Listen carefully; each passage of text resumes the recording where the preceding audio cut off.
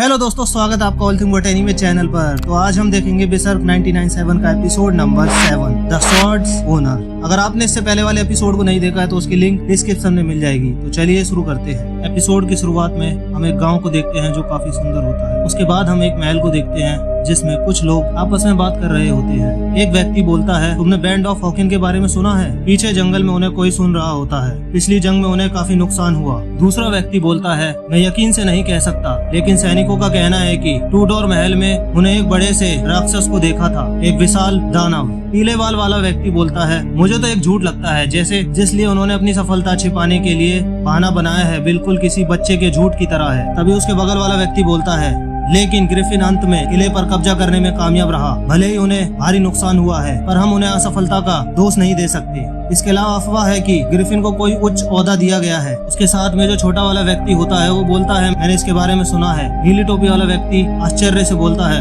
मतलब ये सच है? तभी उसका साथी बोलता है, आज ही के कुछ सफलता के चलते महाराज के साथ उसका कद बढ़ता जा रहा है। नीली टोपी वाला व्यक्ति बोलता है, हाँ ये बड़ी परेशानी है। महाराज वो ओहदा एक बड़े से सिपाही को क्यों नहीं दे रहे? उन लोगों की बातों से ऐसा लग रहा होता है जैसे वो लोग नहीं चाहते कि वो ओहदा ग्रिफिन को मिले। तभी लंगड़ाता हुआ उन लोगों के पास गट्स आ रहा होता है। वो दोनों सिपाही घबराकर बोलते हैं, ये तो बैंड ऑफ हॉकिन का कमांडर है। पीले बाल वाला सिपाही गट्स से बोलता है, पिछली जंग में तुम्हें काफी परेशानी का सामना करना पड़ा है। वो गट्स के कंधे पर हाथ रखकर बोलता है, मैंने सुना जंग में तुम्हारा सामना एक राक्षस से हुआ था। क्या उस राक्षस से लड़ने की वजह से तुम घायल हो गए थे? और हंसते हुए बोलता है, शायद तुमने अंधेरे में किसी कुत्ते को देख लिया होगा और उसे एक राक्षस समझ लिया। वो गट्स का मजाक उड़ा रहे होते हैं। तभी अचानक गट्स अपनी बैसाखी से उसके पैर पर जोर से मारता है। वो सिपाही चिल्लाकर नीचे गिर जाता है और फिर गट्स वहाँ से जाने लगता है। गट्स जाते जाते बोलता है, माफ करना, चोट की वजह से मैं अच्छे से चल नहीं पा रहा हूँ। तभी पीले बाल वाला सैनिक अपनी तलवार निकालकर बोलता है, कमीने,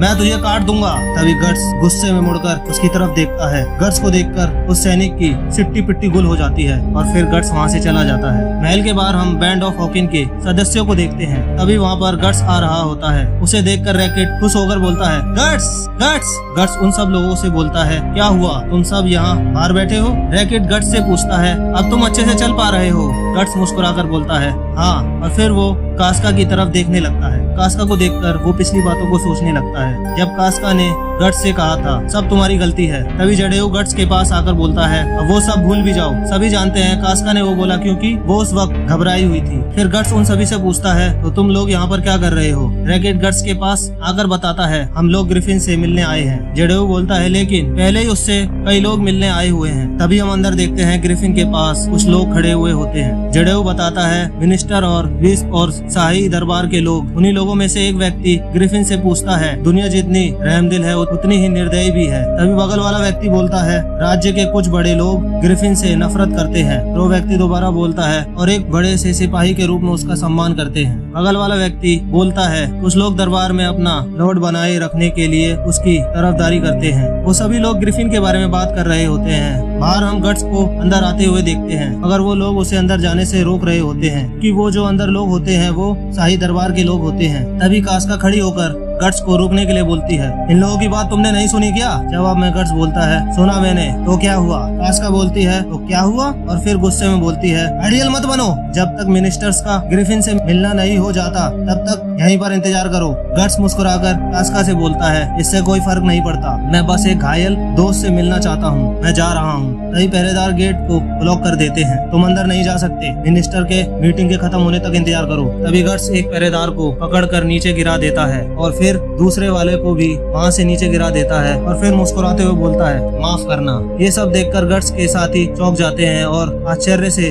देखने लगते हैं। तभी गट्स रैकेट से पूछता है, क्यों ना तुम भी मेरे साथ चलो? रैकेट गट्स को घबराते हुए मना कर देता है और बोलता है, नहीं नहीं, मैं ठीक हूँ। फिर गट्स अकेले अंदर जाने लगता है। तभी उसे पीछे से कास्का रोक लेती है। गट्स बोलता है, मैं इससे तंग आ चुका हूँ, अब बंद भी करो ये सब। जैसे ही गट्स पीछे मुड़ता है, कास्का उसे जोरदार मुक्का मारती है, जिससे गट्स उधर से दूर जाकर कोने में गिर जाता है। ये देखकर बाकी सब लोग चौंक जाते हैं। कास्का गट्स के पास जाती है। गट्स कास्का से गुस्से में बोलता है, लड़ना चाहती हो क्या? तभी वो उसकी आंखों में देखता है। हम देखते हैं कास्का की आंखों में आंसू आ रहे होते हैं। कास्का गट्स से बोलती है, क्यों? तुम हमेशा जिद पर क्यों अड़े रहते हो? ग्रिफिन तुम्हारी इतनी इज्जत क्यों करता है? और फिर उसके बाद वो रोने लगती है। गट्स खड़ा होकर वहाँ से जाने लगता है बिना ग्रिफिन को मिले। तभी जडेऊ गट्स को आवाज लगाकर रोकने की कोशिश करता है। गट्स! गट्स बोलता है, उसने मेरा मूड खराब कर दिया, मैं बाद में आऊंगा। और फिर गट्स वहाँ से चला जाता है। तभी रैकेट अपने साथ खड़े सैनिकों से बोलता है, लेकिन मैं गट्स के जज्बातों को थोड़ा बहुत समझता हूँ, क्योंकि कुछ समय से ग्रिफिन काफी दूर रहा है पर वो किसी अजनबी की तरह हो गया है। कुछ देर बाद हम गट्स को देखते हैं जो शांत जगह पर अपनी ट्रेनिंग कर रहा होता है। वो कुछ पुरानी बातों को याद कर रहा होता है जो कास्का से जुड़ी होती है। कास्का बोलती है, तुम उसी दिन ग्रिफिन के हाथों मर जाना चाहिए था। तुम अपने साथियों की थोड़ी भी परवाह नहीं करते हो, तुम बस एक पागल कुत्ते हो। वो उन्हीं बातों को याद कर रहा होता है जो कभी उसे कास्का ने गुस्से में बोली थी। और फिर गट्स अचानक रुक जाता है और फिर मन में बोलता है, आखिर दिक्कत क्या है उसकी? तभी वहाँ ग्रिफिन आ जाता है और गट्स से बोलता है, तुम गुस्से में लग रहे हो। और फिर बोलता है, तुम अपनी तलवार चलाने के काबिल भी हो गए हो, जबकि तुम मुझसे भी ज्यादा बुरी हालत से घायल हुए थे। और फिर गट्स के करीब आकर बोलता है, काफी मजबूत हो तुम, कल के लिए मुझे माफ कर देना। मैंने सुना तुम लोग मुझसे मिलने आए थे। ग्रिफिन गट्स को बताता है, मेरी चोट का फायदा उठाकर वो मिनिस्टर मुझसे मिलने हर दिन आते थे। सच कहूँ तो वो लोग बहुत ही बड़ी परेशानी थे, लेकिन मेरे पास और कोई चारा भी नहीं था। और फिर अचानक ग्रिफिन उस शैतान का नाम लेता है, नॉसफेरेटु ज़ॉड। अगर आपको इसके बारे में नहीं पता है नॉसफेरेटु ज़ॉड आखिर कौन है, इससे पहले वाले एपिसोड को देख सकते हैं। तो चलिए आगे बढ़ते हैं। ग्रिफिन बोलता है, ये सोचना कि उसके जैसा कोई विशाल दानव सच में मौजूद है, मुझे ऐसा महसूस हो रहा है जैसे उसे सामना होना कोई सपना था। और दूसरी तरफ ये उसकी मौजूदगी का सबूत है, भले ही ये इंसानों की सोच से परे है। गट्स बोलता है, जैसे कि ग्रिफिन बताता है ये एक भगवान के जैसा हो सकता है। गट्स ग्रिफिन से बोलता है, ये किसी राक्षस की तरह था, है ना? ग्रिफिन बोलता है, पता नहीं, पर ये सब एक जैसा ही है। फिर ग्रिफिन गट्स से बोलता है, आखिर मैं बचा कैसे? क्योंकि मैं लड़ाई के बीच में ही बेहोश हो गया था। गट्स बताता है, ये सब तुम्हारी उस गले में लटके चीज की बदौलत हुआ। और फिर वो दोनों उस लॉकेट को गौर से देखने लगते हैं। तभी गट्स उस राक्षस की कही हुई बातों को याद करने लगता है जो उसने उससे कही थी। अगर तुम और ये सच में एक दूसरे को दोस्त मानते हो, एक बात ध्यान में रख लो, जब इसके सपनों के टुकड़े टुकड़े हो जाएंगे तब तुम अपनी मौत का सामना करना पड़ेगा, मौत जिससे तुम कभी भाग नहीं सकते। गट्स मन में बोलता है, ज़ॉड को इस चीज के बारे में पता था। ग्रिफिन बोलता है, लगता है इसमें बुरी चीजों से रक्षा करने की ताकत है, मुझे उस बूढ़े को शुक्रिया कहना पड़ेगा। गट्स कहता है, लगता है तुम्हारा दोबारा से मुझ पर एक एहसान हो गया, क्योंकि 3 साल पहले तुमने बोला कि मेरे जैसा एक होनहार सैनिक को तुम खोना नहीं चाहते। मैं बस एक मामूली सैनिक हूँ जो तुम्हारी सेवा कर रहा है, लेकिन मुझ जैसे एक मामूली सैनिक के लिए तुम अपनी जान गंवाने वाले थे। तुम्हारे जैसा एक शांत दिमाग वाला ऐसा नहीं कर सकता। क्यों? ग्रिफिन बोलता है, मुझे लगा वो बात 3 साल पहले ही खत्म हो गई थी। तुम बिल्कुल किसी बच्चे जैसे हो, कोई खास वजह नहीं है। तुम्हें सच में किसी वजह की जरूरत है जब भी मैं अपनी जान जोखिम में डालने का फैसला लेता हूँ। गट्स बोलता है, नहीं, मैं बस। तभी वहाँ पर राजा आ जाता है और बोलता है, ओह कैसे हो सर व्हाइट हॉक, लगता है आपकी तबीयत अब बेहतर हो गई है। तभी ग्रिफिन राजा के सामने सर झुकाता है और गट्स को भी बोलता है। तभी राजा के साथ वाला व्यक्ति गुस्से में बोलता है, महाराज का अपमान करने की तुम्हारी हिम्मत कैसे हुई? वह ऐसा गट्स को बोल रहा होता है। और फिर हम देखते हैं गट्स भी राजा के सामने सर झुकाकर बैठ जाता है। राजा बोलता है, कोई बात नहीं, अपना सर ऊपर करो, मैं बस टहलने निकला हूँ। राजा उन्हें बताता है, महल में सभी लोग जंग के काउंसिल की वजह से उत्सुक हो गए हैं, मेरे पास खुद पर काबू पाने का भी वक्त नहीं है। और फिर वो दोनों खड़े हो जाते हैं। राजा बोलता है, मैं तुम्हें किसी से मिलवाना चाहता हूँ, ये मेरा छोटा भाई है, काउंट जूलियस। ये व्हाइट ड्रैगन कबीले का जनरल है और अगला तख्ता का वारिस भी। तभी ग्रिफिन दोबारा से सर झुकाकर बोलता है, मैं ग्रिफिन हूँ, आपसे मिलकर खुशी हुई। राजा बोलता है, वैसे लॉर्ड ग्रिफिन, मुझे बहुत गर्व होता है जब आप सफलता से बैंड ऑफ होकन को जीत दिलाते हैं। ये तो मेरी खुद नसीबी है, जंग में आपका निडर रवैया मेरी उम्र को भुला देता है, मेरे अंदर भी जंग के लिए जोश भर देता है। ये मुझे मेरी जवानी के उन दिनों की याद दिलाता है जब मैं अपने सैनिकों के साथ जंग में लड़ता था। राजा के बगल वाला व्यक्ति बोलता है, महाराज ये बात एक मामूली कमांडर को बताना ठीक नहीं है। राजा बोलता है, इन्हें बताने में कोई हर्ज नहीं है, बल्कि सच तो ये है, शाही दरबार के कुछ लीडर्स आपकी काबिलियत की वजह से वो सब चिंतित हैं कि आपका आम पैदा होना मिडलैंड आर्मी के गर्व को नुकसान पहुंचा सकता है। हालांकि ना तो शौहरत और ना ही हैसियत हमें जीत दिलाते हैं और ना ही मेरे लोगों का पेट भरती है। इसलिए मैं पुराने रिवाजों में बंधे रवैये जनरल को बजाय आप जैसे काबिल लोगों पर निर्भर हूँ, क्योंकि मैंने अपनी जमीन के लिए एक मजबूत बेस बनाने का फैसला किया। राजा की बातों से ऐसा लगता लगता है उसके बगल वाला व्यक्ति खुश नहीं है। तभी ग्रिफिन बोलता है, दोबारा से मैं आपके कहे शब्दों का आभारी हूँ महाराज। तभी हम राजा की बेटी को देखते हैं जो ग्रिफिन को देख रही होती है। तभी अचानक ग्रिफिन की नजरें उसकी तरफ जाती है और वो उसे देखकर चौंक जाता है। वो देखता है राजा की बेटी बहुत सुंदर होती है। वो दोनों एक दूसरे को देख रहे होते हैं। ग्रिफिन राजा से पूछता है, वो लड़की कौन है? राजा ग्रिफिन को बताता है, वो मेरी बेटी है चार्लोट। वो बहुत शर्मीली है, वो घमंडी योद्धाओं से डरती है, इसलिए वो महल के बाहर कम ही निकलती है। तभी राजा अपनी बेटी को आवाज लगाता है, चार्लोट चार्लेट जरा यहाँ आना। तभी हम देखते हैं राजा की बेटी डर के मारे पीछे छिप जाती है। राजा ग्रिफिन को बताता है, वो लोगों के सामने अच्छा महसूस नहीं करती। वो मेरी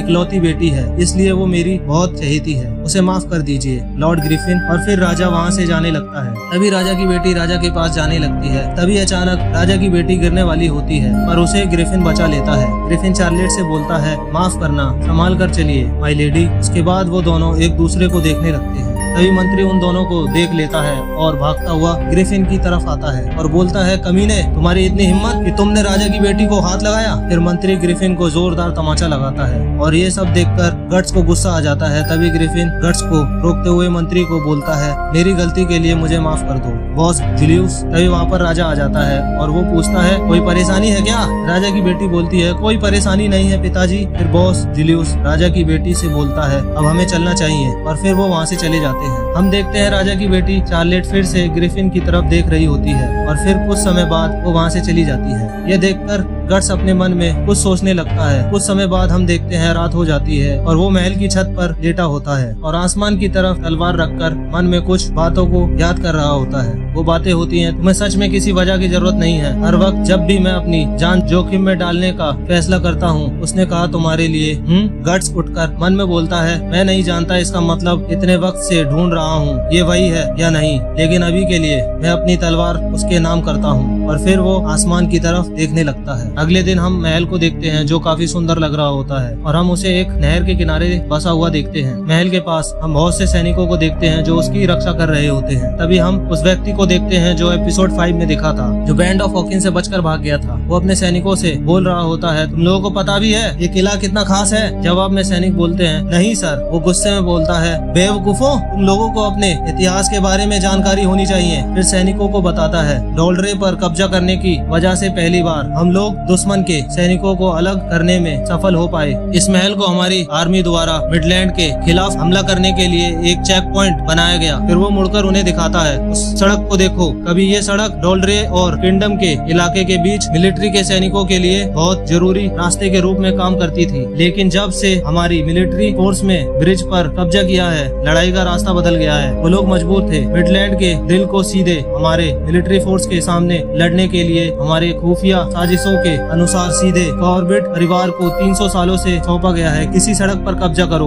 और जीत हमारी कदम छू। और फिर वो बहुत जोर जोर से हंसने लगता है। तभी एक सैनिक बोलता है, हमें जीतने के लिए अपने डिफेंस को मजबूत बनाना चाहिए। उस सैनिक की बात सुनकर उसका कमांडर बोलता है, मैंने पहले ही इंतजाम कर लिया है। वो गेट की दूसरी तरफ इशारा करके बोलता है, सुनो, दुश्मनों को हम पर हमला करने के लिए इस ब्रिज से गुजरना पड़ेगा, इसलिए किले के सबसे होनहार सैनिक तैनात होंगे। ये छोटा सा ब्रिज है, इसलिए एक समय पर एक ही घुड़सवार हमला कर सकता है। और तो और टूडो के सबसे अच्छे क्रॉसबोन सैनिक बाहरी गेट के ऊपर खड़े रहेंगे। हमारे क्रॉसबोन सैनिक दुश्मन के लीडर को मार गिराएंगे। जैसे ही वो एक एक कर आगे बढ़ेंगे, हमारा प्लान एकदम परफेक्ट है। फिर वो सैनिकों से बोलता है, हमारे कमाल के प्लान की बदौलत हम दुश्मनों को कड़ी टक्कर देंगे और हमें ज्यादा नुकसान भी नहीं होगा। तुम लोग मुझ पर भरोसा कर सकते हो। तभी एक सैनिक कमांडर से पूछता है, अगर उन्होंने हम पर ब्रिज से नहीं बल्कि अलग डायरेक्शन से हमला किया तो? कमांडर हंसते हुए बोलता है, उसकी चिंता मत करो, यहाँ से 8 किलोमीटर की दूरी तक कोई भी ब्रिज या पर करने जैसी जगह नहीं है और नदी इतनी चौड़ी और गहरी है कि बेहतरीन घोड़सवार भी इसे पार नहीं कर सकते। अभी सैनिक बोलता है, लेकिन अगर उन्होंने नाव बना ली तो? कमांडर बोलता है, जैसा कि तुम देख सकते हो, हम पहाड़ी और आगून के खेत वाले वीरान इलाके में हैं। यहाँ पेड़ की कमी की वजह से नाव बनाना नामुमकिन है। अगर दुश्मन ने आसपास के पेड़ों से कुछ बना भी लिया तो वो एक बार में ज्यादा सैनिक नहीं भेज पाएंगे, या वो अंगूर की झाड़ियों से नाव बनाएंगे। और फिर वो जोर जोर से हंसने लगता है। तभी हम महल से दूर जंगल को देखते हैं। जंगल में हमें बहुत से सैनिक जो कि महल पर हमला करने की तैयारी कर रहे होते हैं। तभी उनमें से एक सैनिक बोलता है, ग्रिफिन के ठीक होते ही हमें हमला करना क्यों पड़ता है। हम देखते हैं ये सब बोलने वाला और कोई नहीं कारकस होता है। जडेऊ कारकस से बोलता है क्योंकि वो लोग जंग में हम पर निर्भर रहते हैं। कारकस बोलता है, पर क्या ये सच नहीं है कि हथियारों से लैस गोलम नाइट भी उस किले पर कब्जा करने में असफल रहे। जडेऊ कहता है, मैंने सुना कि काफी नुकसान हुआ है। फिर रैकेट बोलता है, रिपोर्ट के अनुसार आधे से ज्यादा नाइट ब्रिज पर ही ढेर हो गए थे। कारकस रैकेट से बोलता है, क्या सच में? तभी वहाँ पर ग्रिफिन अपने साथियों के साथ आता है। वो सभी मिलकर महल की तरफ देख रहे होते हैं। ग्रिफिन बोलता है, अब हमारी बारी है, हम उन्हें खत्म कर देंगे। इसके बाद हमारा 7वां एपिसोड खत्म होता है। आपको क्या लगता है इस बार वो नाइट ग्रिफिन की सेना से बचकर भाग पाएगा? ये तो हमें आगे के एपिसोड में पता चलेगा। अगर आपको आगे के एपिसोड जानने हैं तो हमारे चैनल को सब्सक्राइब और वीडियो को लाइक करें। और मैं माफी चाहूंगा कि मेरी इस बार वीडियो थोड़ी लेट हो गई। मिलते हैं अगले एपिसोड में।